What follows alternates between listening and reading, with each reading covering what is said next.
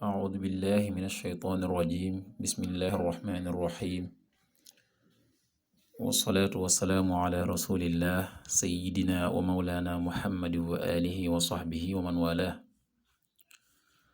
السلام عليكم ورحمة الله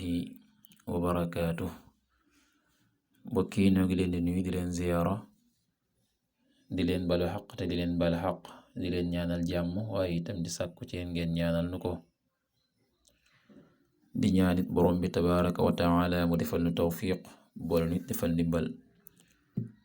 bokki nu dikkaat ak yéen ci xadiisu bis bi mu di xadiisul yawm niki ni ko baaxoo di ànd ak yéen bis bu jot seen mbokk Cheikh Mbay Sekk di ko ànd ak yéen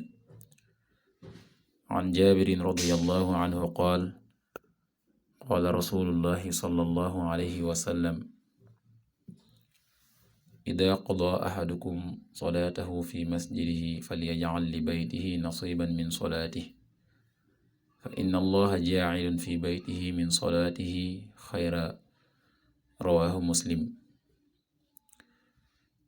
bokki jaabir yàlla na yàlla dolli ko ngërëm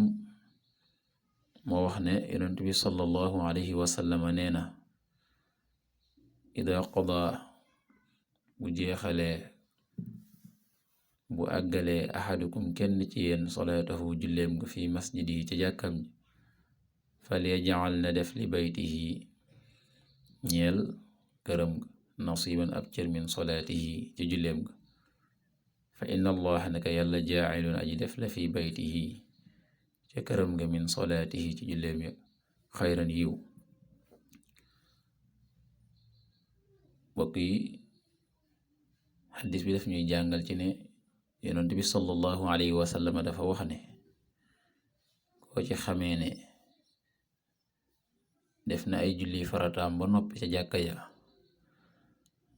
la nga xam ne moo di ay julli naafila na ko cërale këram ngir ne kat julli naafila yooye nga xam ne moo ngi koy defe këram baril ko yiw lay doon ci këram waaye itam yiw lay doon ci waa këram kon naafila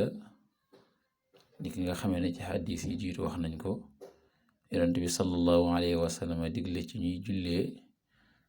farata yi ci jàkka ja ànd ak mbooloo ma naafila yi nag nu di ko defee ci kër ya kon day mel ne naafila yi moom la ci ëpp nañ koy defee ci kër yi di bari lool lu ñu naafila ci kër yi ndax loolee kat yiw la ñeel kër gi waaye itam yiw la ak barke ñeel waa kër gi moo tax mu ne kenn ci yéen bu noppee ca jàkka ja ci julli ya nga xam ne na ko fa def muy farata ya na daal di def naafile mu doon ab cër ñeel ca kër ga yàlla na nu yàlla defal tawfiq yàlla na nu yàlla defal ndimbal yàlla na nu yàlla nangul in uridu illa al islah ma stata'tu ma tawfiqi illa billah wassalaamu alaykum wa rahmatullahi wa barakaatuh